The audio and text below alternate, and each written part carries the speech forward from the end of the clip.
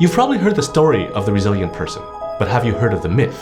It might seem that it's a person's innate character to be strong, but it's what's around a person that helped them to become that way. There's no such thing as a resilient person. Let me explain.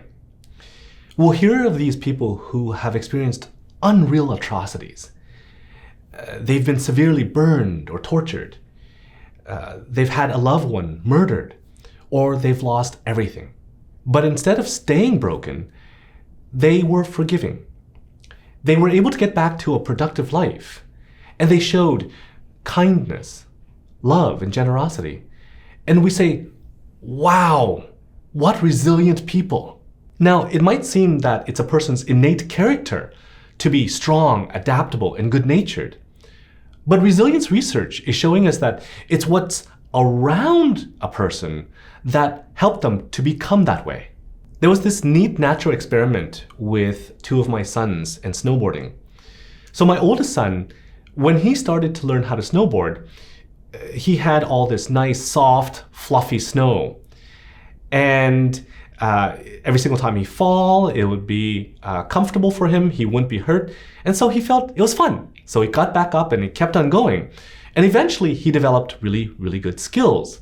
Now, once his skills were solid, we had a few seasons of really icy and slushy snow.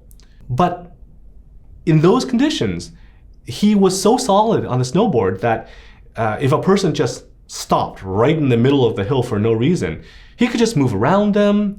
He could go as fast or as slow as he wanted to.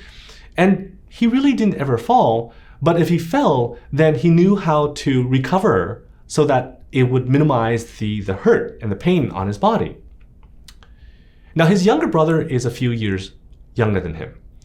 So he was taught to snowboard during those icy and slushy conditions. It was miserable for him. Every single time he would stand up, he would fall down again. When he went fast, he went too fast.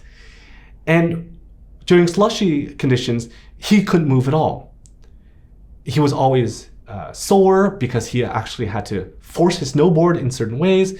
And his bum, his elbows, his wrists would hurt all the time. He hated it. So for him, when there was a person stopped right in the middle of the hill or there was an obstacle, he would wipe himself out or crash, and he would be just crying. If we look at life in general, some people were born into relatively safe environments, loving families, supportive communities, having all of their material needs met. They're given the opportunities to develop the attitudes and the skills to face any challenge. Other people who are born into difficult conditions have to fight just to survive. It's extremely difficult for them to focus on developing any skills or to see things as anything but threatening.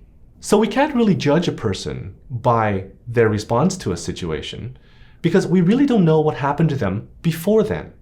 The good news is that if there's a change in environment, then a person can still develop the skills later on. So after those couple of years of icy and slushy conditions, we had a few seasons of good snow.